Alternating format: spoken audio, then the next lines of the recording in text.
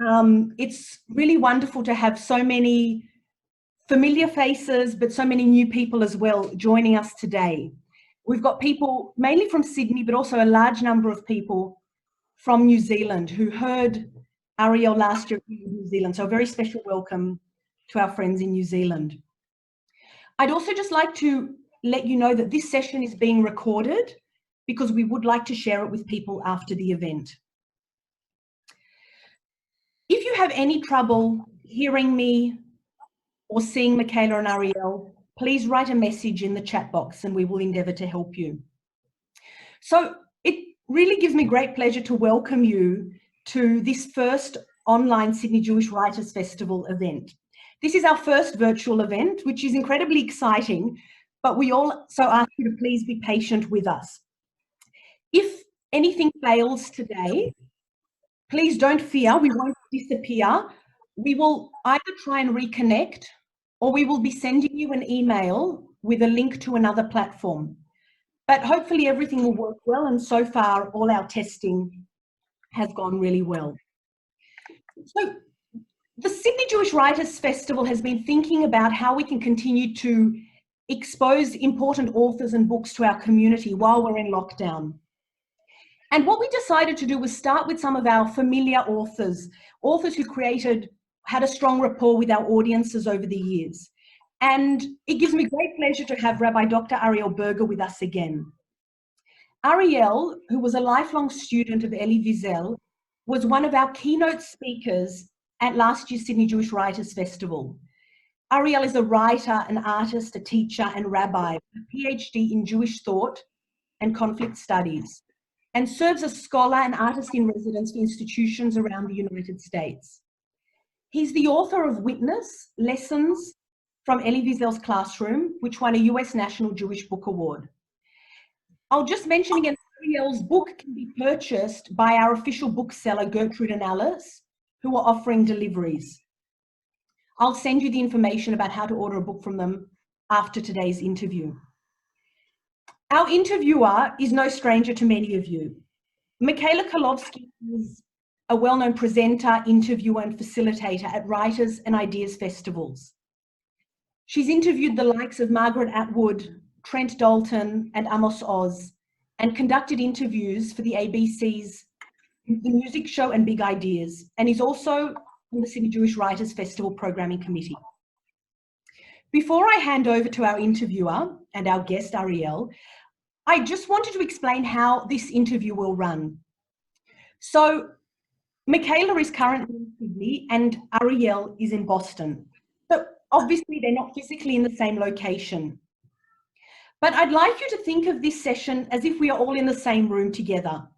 So you will both see, everyone, all our participants, our audience, you will see a video of Ariel and a video of Michaela. Their cameras will be on for the entire interview so that you can see them. We would like to disable your video, our audience's video, and all your microphones. So none of you will be able to speak because we don't want it to be too distracting for everyone. We have over 170 people joining us today, which is wonderful. But as you can imagine, seeing 170 faces on your screen would be a bit distracting.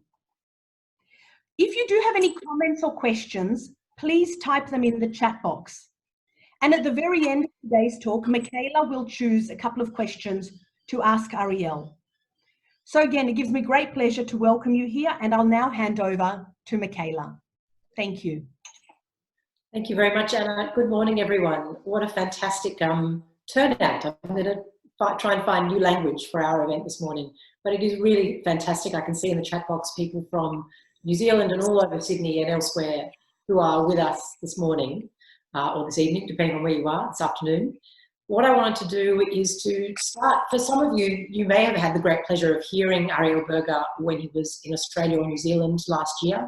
You may have heard him speak somewhere else overseas, but I wanted to start a bit focusing on his work before we talk to him a bit about this strange new normal, the strange new world we found ourselves in now that we're all in social isolation. But Ariel, I wanted to start by asking you a bit about the work that you were doing just before COVID-19 and the virus started to spread. You know, many people know that you are the author of this wonderful book, Witness, but you're also an academic and a teacher, and I just wondered if you could tell people what you were doing just before we all ended up in social lockdown and how your working and living has changed since that. Sure. Well, let me say first what a pleasure it is to be with all of you. Being in Sydney and Melbourne and Auckland was an incredible highlight of my last year. And I'm grateful to Justine Seidman and all of the organizers of the Writers' Festival for making it possible, and all the organizers of the festivals in Melbourne and Limwood and Auckland. And it was really so powerful for me to connect with all of you, and it stayed with me. It's really a presence in my life. I feel like I left a part of myself there, and hopefully I'll be able to come back and build on those relationships. I'm glad we're now. I wrote Witness, which is really an attempt to capture Elie Wiesel's approach to teaching and learning and to open a window into his classroom. Because many people know, of course, who Elie Wiesel was and his role as a Holocaust survivor, human rights activist, Nobel Prize winner, but many people didn't know that he was a teacher. And I knew him primarily as a teacher, as my teacher, and also as the teacher to thousands of students from around the world at Boston University. And I wanted to really let people know that not only there was a master teacher who offered wisdom and methodologies for tackling some of the difficult problems and challenges we face as species. That's important to know, it's good to know, it's reassuring to know. But more importantly, I wanted to share some of those methods, some of the ideas, some of the stories, some of the values with people so that they could continue to learn from my teacher. I wanted to pay forward. So I was on book tour last year, and at a certain point I was traveling around the West Coast, the Western United States, and for some reason on the West Coast, everyone everywhere I went asked the following question. They said, well, it's really wonderful to have a book about this, but what are you doing with all of this? How are you going to share it in a programmatic way and in a practical way? And so that brought me back to conversations I had with Professor Wiesel in 2008 about creating an institute for training teachers and leaders in his approach to moral education and his approach to building and nurturing compassion and courage, and really drilling down from the teachings of Elie Wiesel into questions like, how do we cultivate and nurture moral courage among emerging leaders? How do we support teachers to nurture the moral courage and compassion of their students? And so just a few months ago, together with Professor Wiesel's son, we launched something called the Witness Institute. And the Witness Institute is dedicated to nurturing moral leadership through the teachings of Elie Wiesel. And we went public, I think about 3 weeks or maybe a month before COVID-19 began to be taken seriously as a significant pandemic. And of course, the reality of that has changed the world in many ways and has raised urgent questions. And many of the questions that it's raised about human connection, about responsibility, about how to protect ourselves while remaining connected to one another and compassionate toward one another, how to communicate across geographic distance and also across ideological distance. Many of those questions were already part of our conversations about the Witness Institute and about Elie Wiesel's legacy. But they, of course, gained a new urgency. And so since this new reality, we've pivoted in certain ways. I've been doing a lot of work on Zoom. I've gotten to know Zoom quite well. It's a very great blessing to have a platform that allows us to connect. But of course, we also lose a lot. And while we're thinking about how to continue doing our work, and in my case, how to share my message, there are people out there who are suffering right now in ways that weren't happening before. And the anxiety and sense of being threatened among many people with whom I work, many educators, activists, leaders, and their audiences, their communities, has risen to become a very central problem, a central challenge. And so a lot of my work recently has been around the question of nurturing the heart in troubled times. Times. Both of which I want to come to in a moment this morning, or in our conversation. I want to come back a little bit, because some of the classes that you were a teaching assistant while Elie Wiesel was teaching, some of the classes he taught at Boston University were extraordinary. He taught things like faith and heresy, literary responses to oppression, conflict and confrontation, suicide literature, writers on writing, and hidden literature and banned books. And I wondered if you could, it's a big broad sort of net, reflect or tell us what you learned in terms of teaching with him about the power of literature and stories to help us make sense both of the world around us and the world inside us. Yes, well, Elie never repeated a course in 40 years of teaching. He always chose new topics. He wanted to challenge himself, and he wanted a certain freshness in his teaching. But of course, there were also recurring themes to which he returned over and over again. And so one of the core methods that he emphasized was the power of storytelling, and the role of the storyteller and the role of the witness, the person who carries a story to her or him by someone else, or something that you've read in great literature. His theory, his belief, was that when you hear a story and you listen very deeply to someone's story, the story can change you. It can change your mind, it can change your heart, it can change your nervous system, and you become a vehicle for the story that you've heard. And you have a responsibility to the stories that you carry, and your behavior can change as a result of the stories that you carry.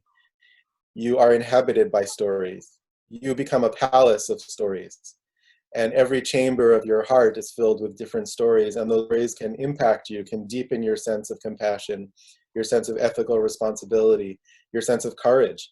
So to take a very simple example, if I've heard a story or read a story of someone who spoke up or acted on behalf of the oppressed in a difficult moment when there was a lot of pressure not to do so, I am a little more likely to speak up when I see someone who's marginalized or oppressed today, because I have that voice shoulder whispering in my ear, the voice of the story. And so story isn't a luxury, and it's not just entertainment, it's the fundamental vehicle for moral transmission and moral awakening. And of course, we know this from any reading of great literature that we do, ancient, modern, secular, religious, fiction, nonfiction. We are composed of stories. So I think that the role of listening to stories, the task of telling stories, is critically important. I define a community as a group of people who tell one another's stories. And I believe that we own our stories, we give them away. We own our stories, we tell them. You talked about anxiety, and in order to start to think about the kind of different anxieties people are experiencing and to unpack them, we need to look at the precondition for that right now, which is social isolation, is that disconnect from being close to both to people that we love, who are our family or our community, but also to the people that we maybe take for granted that we see and interact with every day. It seems like this new way of living is teaching us a real tension between two opposites. The need for community on the one hand, and the need to remain independent or isolated on the other. And you wrote about this recently, referencing King Solomon's innovative laws for the Jewish people. And I wondered if you could explain them here. Well, there's a wonderful teaching about King Solomon that we came across in our regularly scheduled study of the Talmud. You know, there's a tradition of studying the Talmud every day, a page of Talmud every day. And not too long ago, we arrived at this point in the Talmud where it discusses the brilliance of King Solomon, the wisest of men. And the example given for his brilliance, it's so striking that the way the story is told, God remarks on the brilliance of King Solomon. God is kind of surprised by the brilliance of King Solomon. What brilliance of King Solomon, what did he do that was so amazing? Well, he instituted 2 new decrees for the people of Israel in the land of Israel. One was that people who live adjacent to one another can form a kind of virtual community, not through Zoom, but through creating a kind of symbolic meal and sharing that meal together. And then you can link multiple homes into one giant home. And so that has implications for Jewish law. When you treat all of those places as one home, you can carry from one place to another, and there are other implications. So that was one thing he did. And the other thing he did was to institute the practice of washing the hands before eating bread. And so this is called brilliant in the Talmud. 2,000 years later, a great Hasidic master asks, what's so brilliant about that? Why is that so important?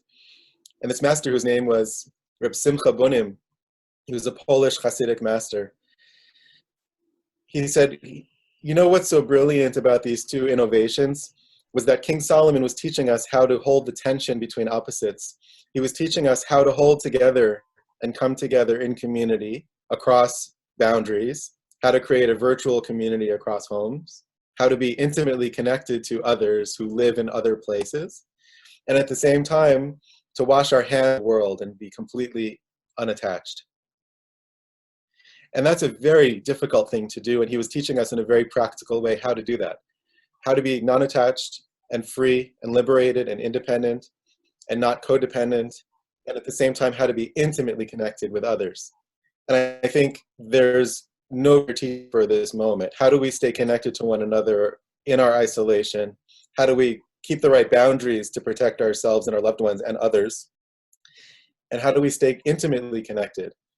Not just theoretically or symbolically connected, but really feel the closeness that we have with one another. And that's a question that I think we're all working on, and King Solomon had something to say about it a long time ago. I wondered about this as well. You know, where today we are in effect a community of people, 170 or more of us all together. But how do we, in what other ways do we sustain and create community in this moment? And also I wanted to ask you to reflect on whether real community, is it real community if it's happening online? Well, I personally, this is a bias, but I personally believe that the body language and the act of sharing space matters. And so I think it's possible to have virtual community that's real, but it's not enough.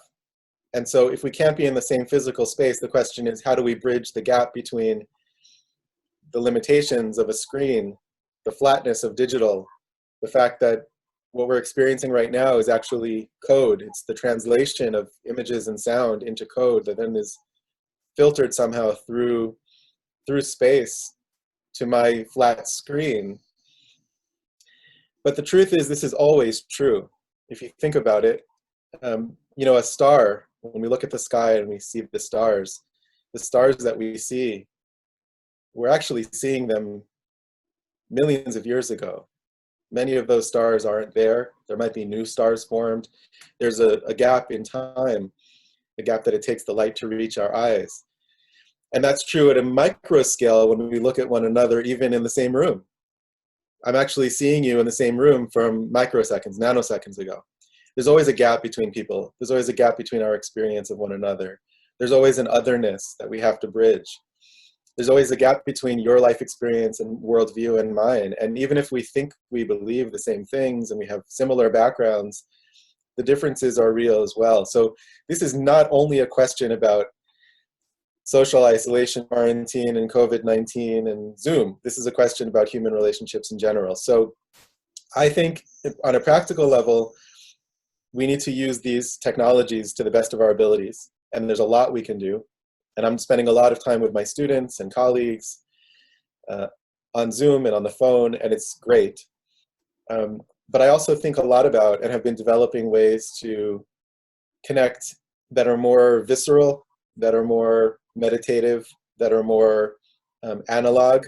And so I think about two things just as examples of what I'm thinking about. One is, how do we use visualizations and techniques of guided visualizations to connect with people whom we cannot see in person right now? And I actually wrote a visualization for a student who was struggling with this question where I walk through the process of imagining connections made of light to the people we love who are not in our homes. And practicing that daily, which I've been doing, is making a very big difference. So it's not using new technology, it's using very old technology to connect. And the other thing I think about is, how might we use the postal system to have analog connection? So I think about chainmail. If you remember chainmail from way back, where you send a letter to 6 people, and each of those people sends to 6 other people, and you kind of build a contagious movement of blessing through something physical. I think a lot about that. You may have to wait 24 hours or whatever to open the envelope or the package, but there are other ways of connecting, and I think we have to be very creative now and very insistent that we don't lose our sense of connection in spite of the distance. There are a lot of things that are happening to people when we're forced to stay at home and when we're forced to stop. Some people have lost work, or their work has been reduced dramatically. Anxiety, as you said, is one of those, one of the representations or the expressions of what happens to us when we're forced to stand still. The other that I've noticed is this pressure to be productive.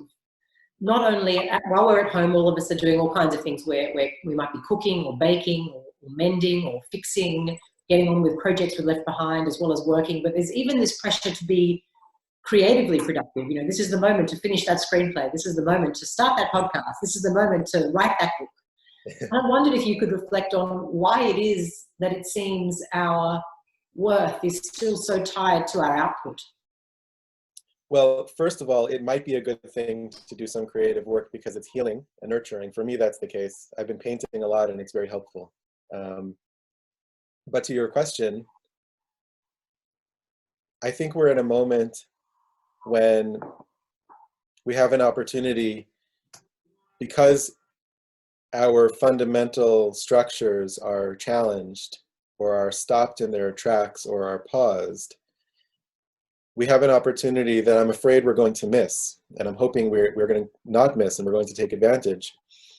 And it's the opportunity to not only consider how will we rebuild after this, but to really consider how might we imagine our world, reimagine our world, and question some of the fundamentals.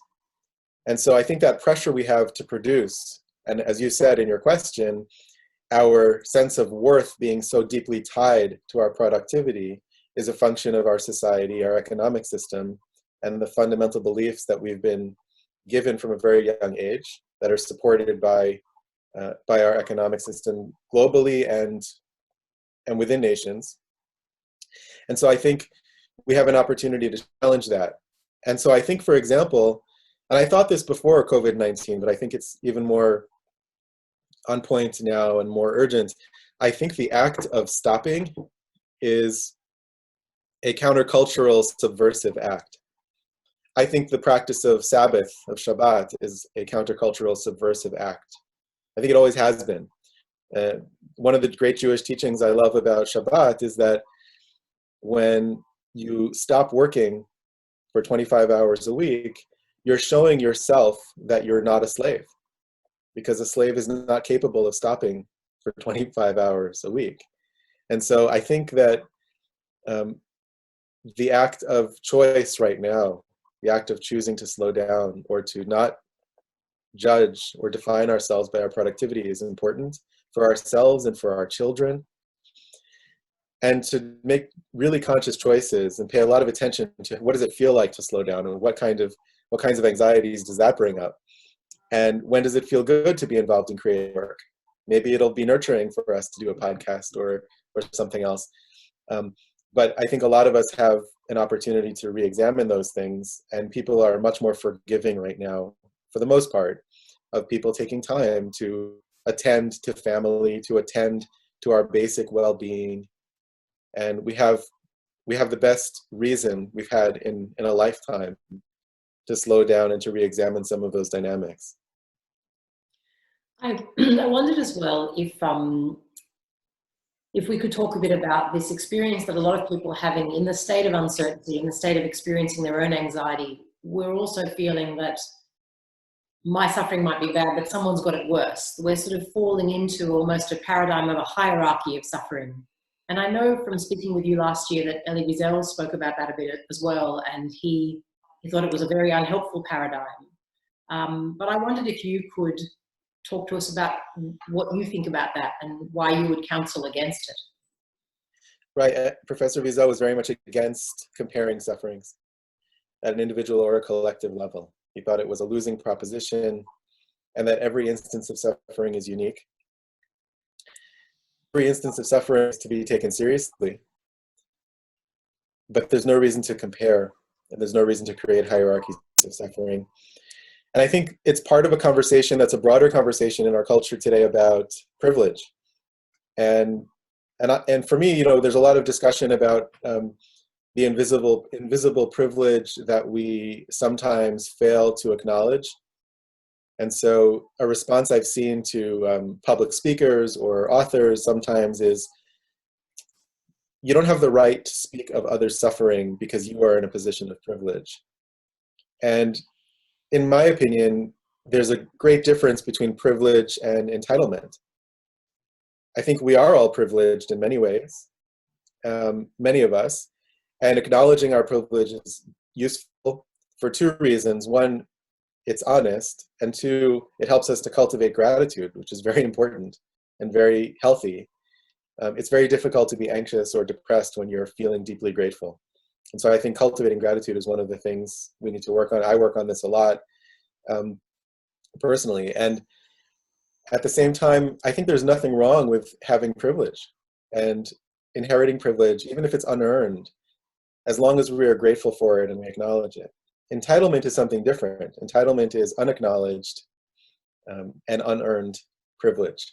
It's a gift that I take for granted and that I perhaps use as a weapon against others or as an armor or shield against others to avoid the reality of their suffering.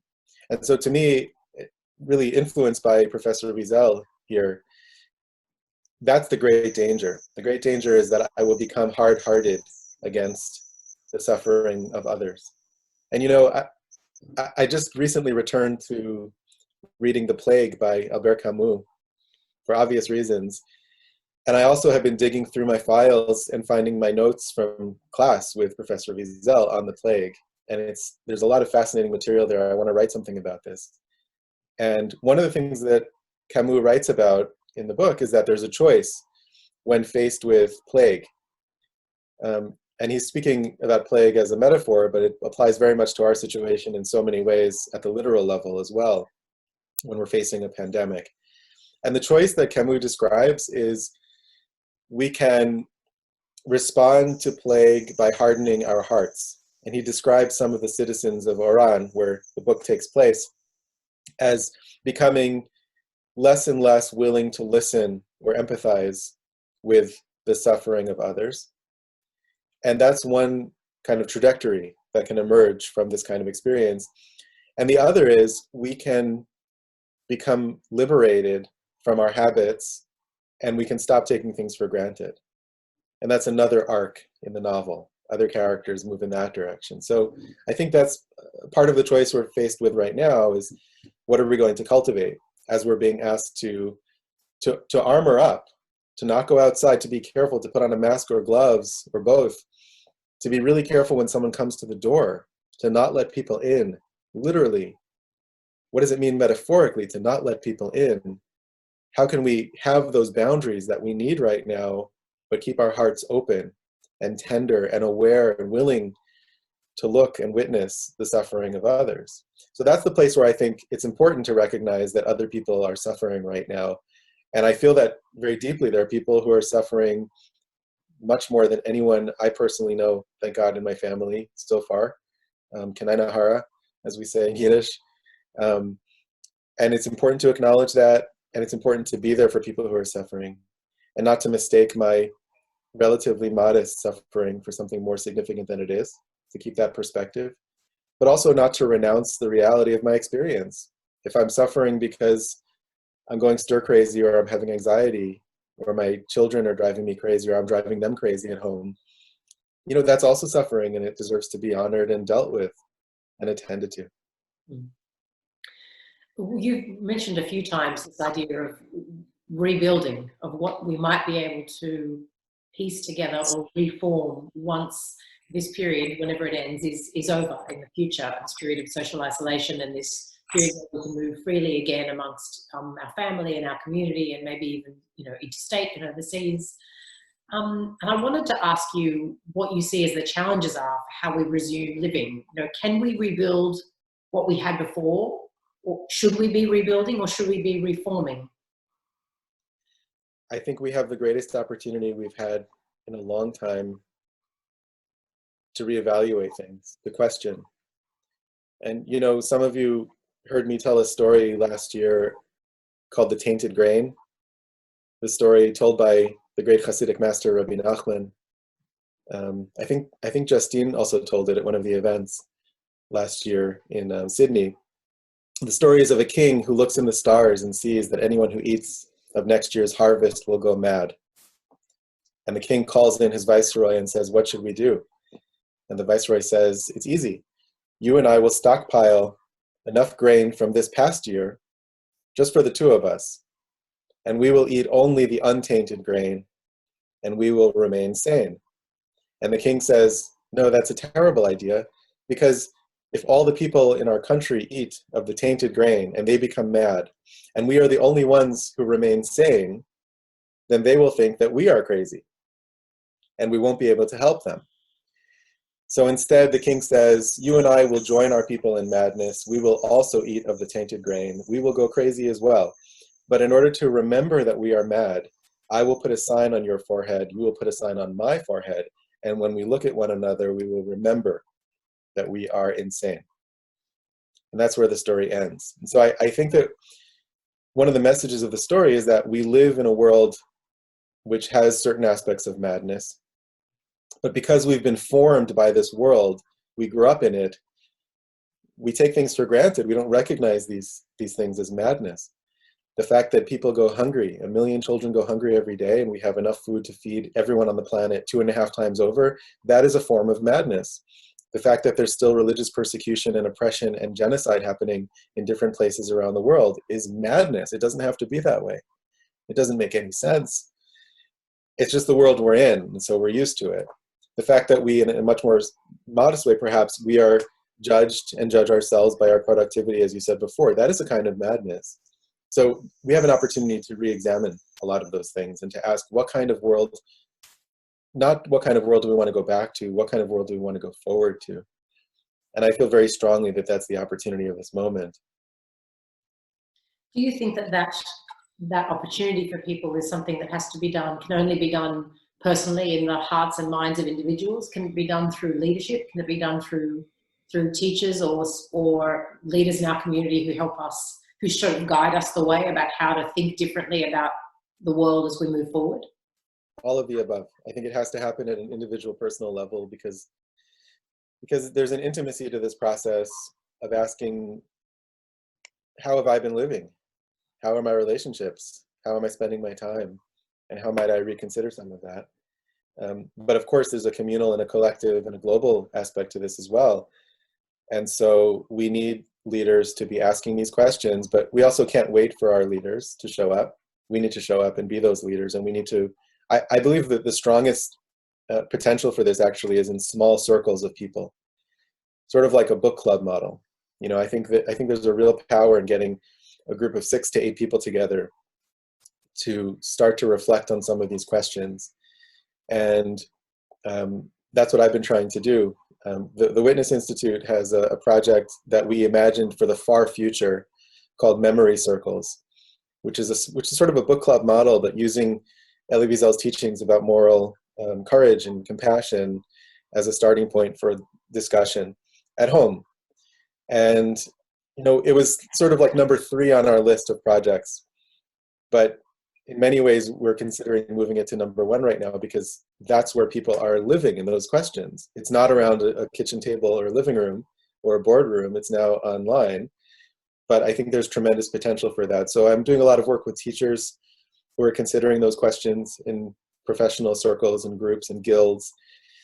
It's important to have circles to support us as we're going through this. It's, you know, there's a piece of this which is important to do alone so we can hear our own voices, But there's something really important about gathering whatever way we can gather so that we have nurturing and support and other people who can reflect back to us. Have you considered the following question?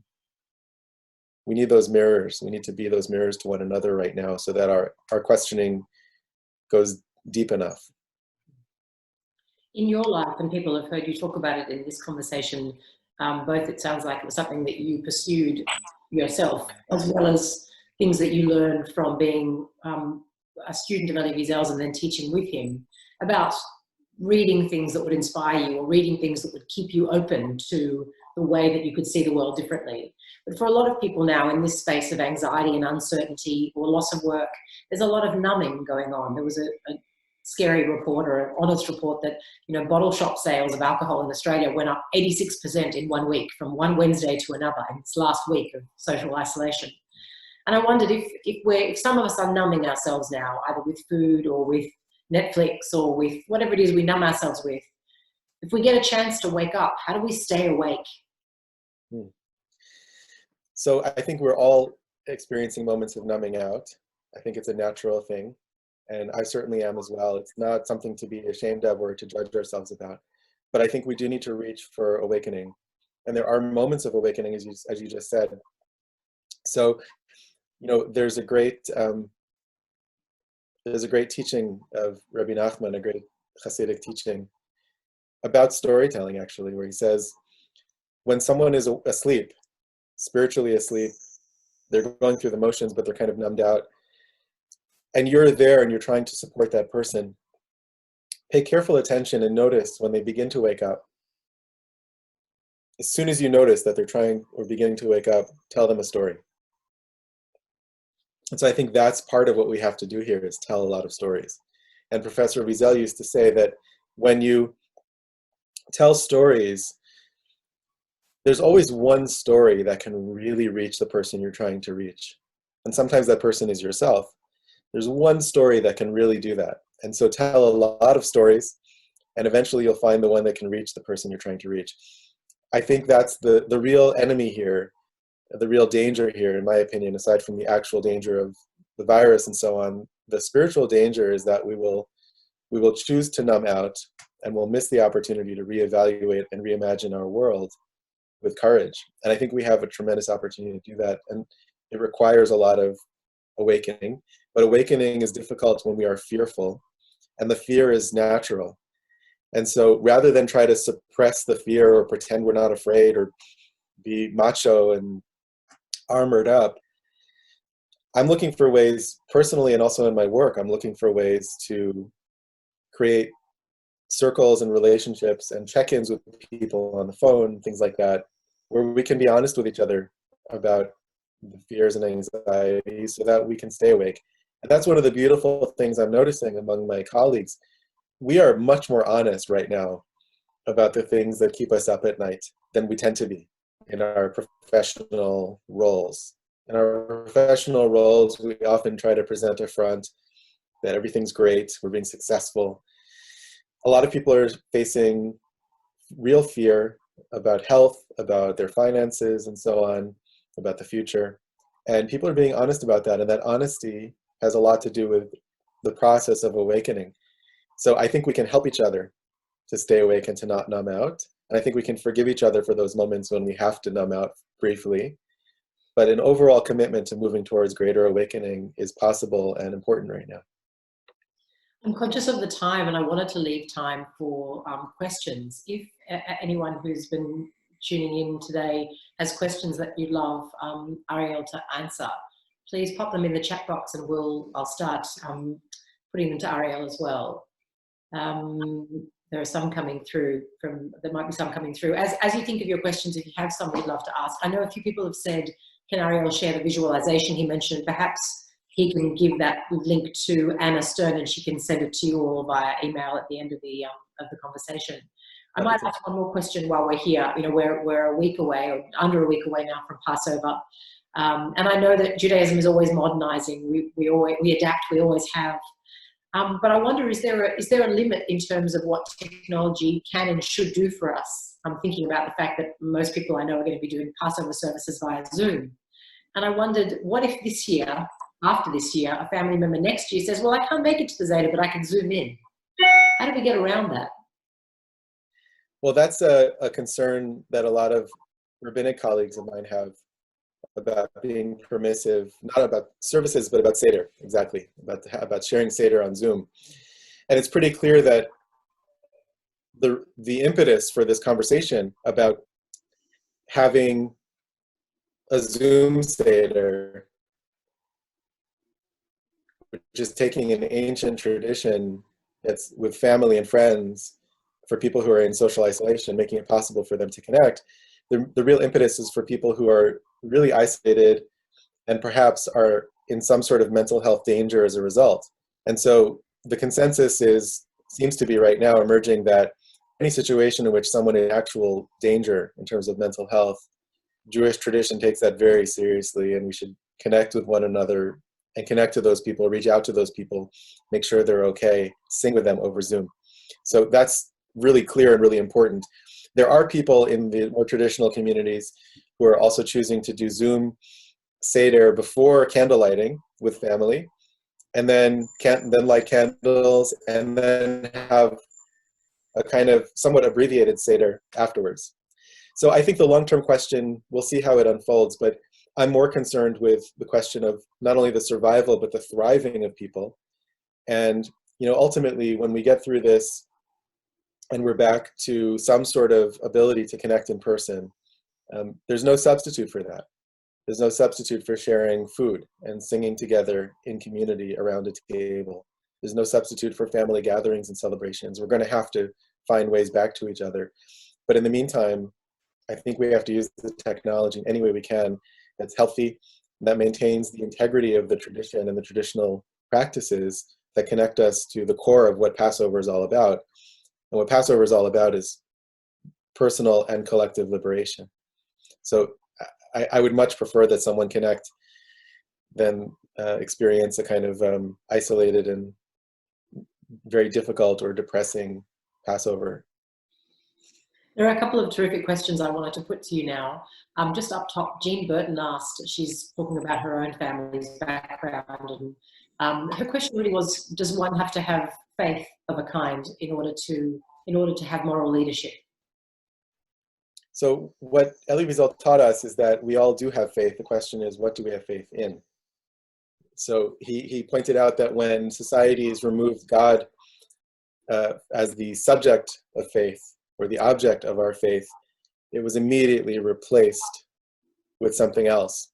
So under communism, instead of God, there was a deep faith in history with a capital H. And if you read the writings of the early communists, Marx, Engels, and Trotsky, and so on, they capitalize the H in history because history becomes a kind of God. Under fascism, it's the dictator, it's the tyrant who becomes the God. And so the question is, I think, not do we have faith or not, it's in what do we place our faith. And I think in order to have a role in moral leadership, the key thing is to consciously reflect on that question. Do I believe in God? Do I believe in the people I'm serving? Do I believe in the future for all of us? Do I believe in certain values that I carry with me that I'm willing to dedicate my time and my life to? I think without examining those questions, we are in great danger, especially for leaders who may have unexamined faith in things like money or power. And in classical biblical terminology, that's idolatry, and it's dangerous. So I think the key to it is asking questions about, where is my faith? Wonderful answer. Suzanne Leal asked, which of Elie Wiesel's books are most important to you? Well, I think we have to begin with Night. There's no question. His first book, the book without which he said no other of his books would have been written. And it bears rereading every so often. It's a profound work, not just as a memoir of the Holocaust, but in terms of questions of faith and humanity, and what does it mean to bear witness and tell a story, and the difficulties in doing so. Themes of madness and language are all there. So I think that's where we have to begin. For me, I've always loved Souls on Fire, which is Elie Wiesel's presentation of Hasidic stories and personalities. And Hasidism, which was a revolutionary movement about 200 years ago in Eastern Europe, is a part of Jewish history and Jewish tradition, which is profoundly existential and current and psychological, and many people don't have access to it. I grew up in an Orthodox community, very traditional community. I actually had Hasidic teachers, but I didn't know anything about Hasidism and Hasidic teachings or tales until I was in my late teens, early 20s. It was sort of taken from us, mainly because so many of those great spiritual masters were lost in the Holocaust and those communities were devastated. So there was a discontinuity. Souls on Fire restores some of that continuity and reminds us that it's possible to connect deeply and spiritually in a universal way. Souls on Fire is the best presentation of that material that I've seen anywhere. And then, of course, I could go on about some of the other books, but Souls on Fire is probably my favorite of all of his books still. I carry it around with me a lot and spend time on Shabbat with it almost every week. Now, someone else asked, I think it was Seth asked, does the Witness Institute offer online learning? We're looking into that right now. The Witness Institute is very young, so not yet. I've been offering various webinars through other organizations, and some of those things are available online, and I have to figure out how to make them available on my website. So I'm working on that this week, just so you can see some of the recent conversations I've been having with some teachers and other groups. I've been doing a lot on Facebook. I've been doing some storytelling on Facebook Live. And we are considering now creating a robust platform for the Witness Institute to offer online learning as well. If anyone's interested, we can be in touch about that through my website. There's a contact email on my website, arielburger.com. Someone else asked, Bambi asked, what your daily routine is like now, if you could talk us through that. Well, for this past year, starting about 9 months ago, I started waking up before the sunrise every day to meditate and pray. It's a new thing for me this year, and it's been life-changing. There are a lot of teachings in my Jewish tradition about, in Hasidic tradition in particular, about waking up the day as opposed to the day waking you up. So you're involved actively in sort of evoking the sun and the new day and the new morning, and you're actively participating in that. And I started doing it because on the few occasions I had done this before, I noticed that I had a real sense of joy in my chest. It was a physical feeling of joy for a few days after, every time. So I started doing this every day. So my day starts at now around 5:20 in the morning. I do some personal unscripted conversation with the Creator, with the oneness behind everything. And that's also a Hasidic practice. I do that for 24 minutes because I started with like 1 minute and have worked my way up over several years. Now I'm up to 24 minutes, eventually may get longer. Then I pray the morning prayer, and then I study. I have a regular routine of study every day. And then I write a little bit, sometimes for 15 minutes only, sometimes for longer. I'm working on a story, I'm working on some essays. The morning is the best time for me to write. And then I have a coffee and some pistachio nuts or something like that. And then I start my work day soon after, which is typically now it's getting online and having meetings with colleagues about the Witness Institute, or preparing for a webinar, teaching teacher training and things like that. And on Wednesdays, I have a class with my students at MIT Hillel. I teach there once a week, Massachusetts Institute of Technology. And the students are now spread all over the country, but we have a regular schedule of studying Jewish texts together. And then at a certain point in the afternoon, I usually take a break to paint. And it's usually because I'm feeling really stiff from sitting in front of a screen for a long time. So I try to stretch every hour, but I don't always do that. And by 3:30, 4 o'clock, if I have a break, I take it, I stretch, I shake out the tension, and I paint, and I feel much better. And then I go back to more meetings and some writing. Then then I spend time with my family. My kids are teenagers, they get up really late. So they're up at like, noon or 1 o'clock. So 5:36, We connect and have dinner. We have a family meeting. Go to sleep early so I can wake up early again. There's a good question here, which is sort of a question for the average Joe in all of us, which is, could you advise on a daily Torah study practice that's approachable for the average Joe? It's a great question, and it's actually a hard question because every one of us is different. So I have conversations with people about this a lot, but it depends so much on what you're looking for, what you're longing for, what you're most interested in.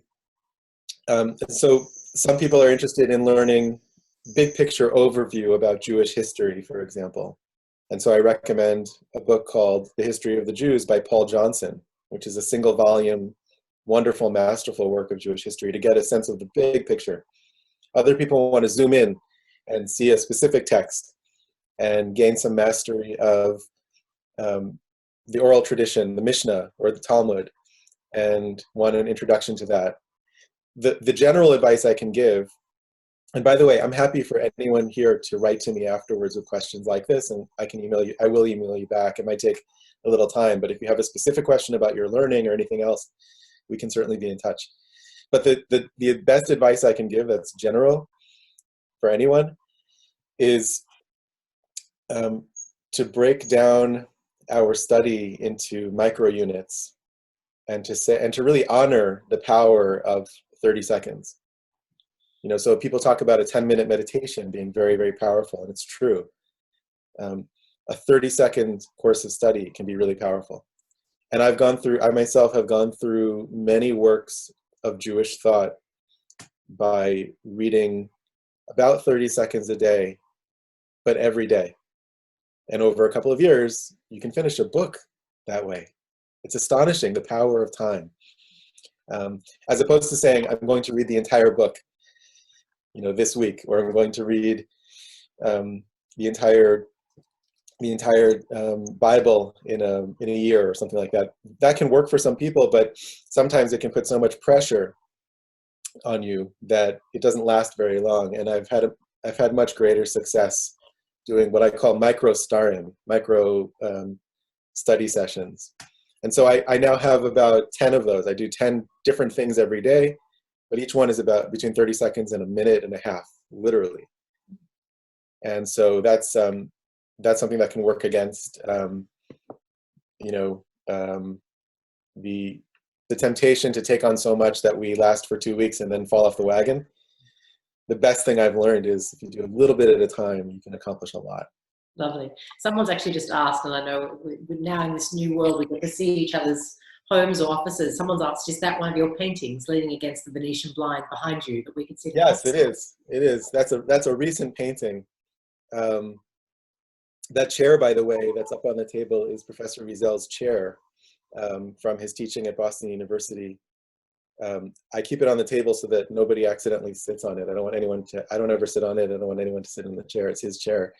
The painting is on the table. Yes. What is it? I did wonder why it was up on the table. Yeah. That's why. The painting is the painting I just was working on last week. It's actually only there because I had another Zoom session during the day and the light was coming in the window. I had to block it with something. So if you want to see more artwork, there's a bunch on my website, but this is very new. This is a new technique, a new style, it's abstract. And it's mostly a kind of therapeutic process of painting rather than trying to accomplish a specific artistic goal.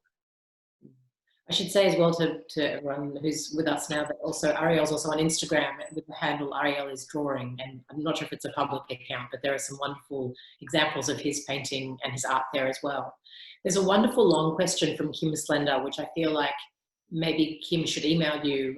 It's about the intersection. She's doing a PhD on epigenetic transmission of trauma, which is something you talked about a lot last year at the Sydney Jewish Writers Festival with Mira Atkinson. I was lucky enough to have a conversation with you about the weight of trauma and the impact of trauma on memory, and maybe Kim could get in touch with you. I mean, I would also recommend in terms of her question that she have a look at, if you haven't already read Witness. I'm going to hold it up because I can. It's not only is it a beautifully written book, it delves into a lot of background about Elie Wiesel's life and what inspired him and what not hobbled him, but what shaped him, both in terms of his own experience and in terms of his Holocaust experience. But it's also really beautiful and very eloquent reflections from Ariel about how memory works and how we can integrate experience, the idea of trauma being unprocessed experience.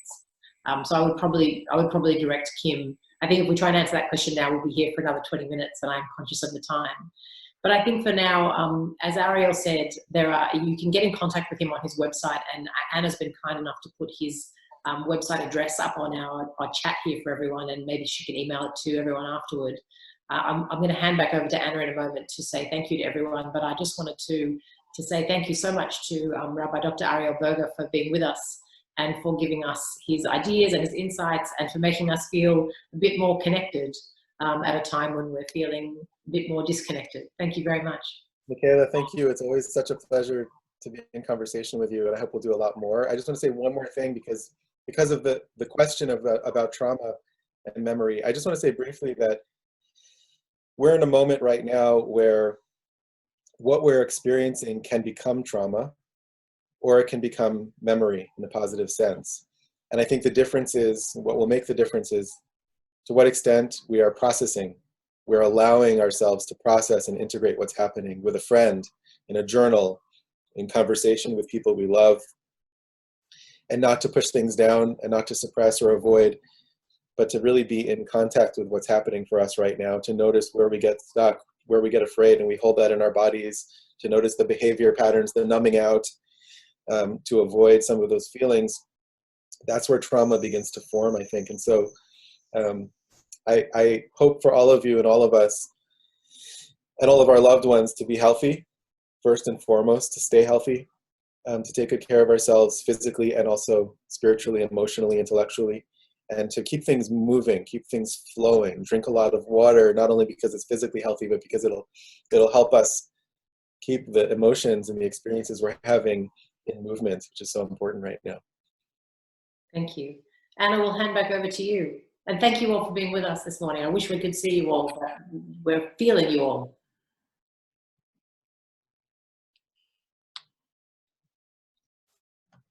Thank you so much, Ariel and Michaela. That was wonderful. And as someone just wrote in the chat box, Ariel, you have this ability to speak to an audience, but also make individuals feel as if you're speaking directly to them. So thank you very much. And it was so special to have you address our Sydney Jewish Writers Festival community again. Your words were simultaneously comforting, but also encouraged us to confront, our past selves, our current selves, and our future selves.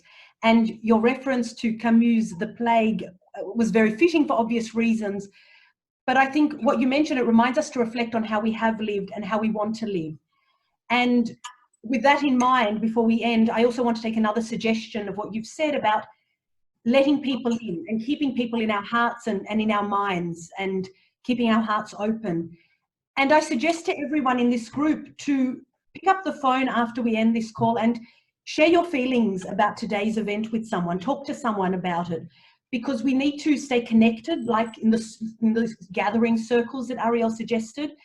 But it's also important to have conversations about ideas and culture and books and memory to sustain us. So I encourage you to talk to one another or to call me. I'm also available and would love to speak with you. Michaela, thank you once again for another fantastic interview. It was heartfelt and a very transformative conversation that I think can help sustain us through obviously this difficult period, but also as we lead into a very different Passover this year. Thank you to all our wonderful participants. I was receiving many messages throughout the interview from people just saying how much they enjoyed it. So thank you to everyone for participating, for actively contributing to the chat box and sharing your questions. Before we end, I wanted to mention once again that Gertrude and Alice, our official bookseller in Bondi, is selling Ariel's book. They have it in stock, and also a number of Elie Wiesel's titles. Please get in touch with them. I'll send you their details after today's event so that you can call them. They're doing local deliveries. Gertrude and Alice was also a place that Ariel became very fond of while he was in Sydney. So it's a place that's also close to his heart. Every day. Every day. So we hope to see it reopen soon so that we can all gather there again. Before we end, I would like to ask for your brief feedback on today's session. And we will open a poll now that will appear on your screens, just asking you to tell us how you found today's experience. And this will help us decide whether we do more of these sessions in this current format. So in a moment, you should see it on your screen, and please just tick one of the multiple choice answers.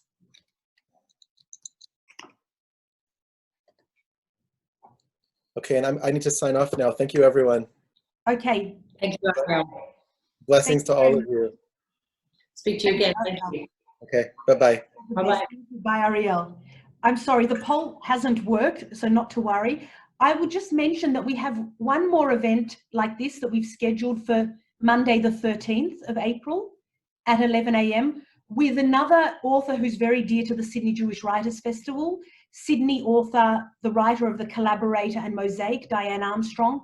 We'll be in conversation with Michaela next Monday, and you're all welcome to join us again.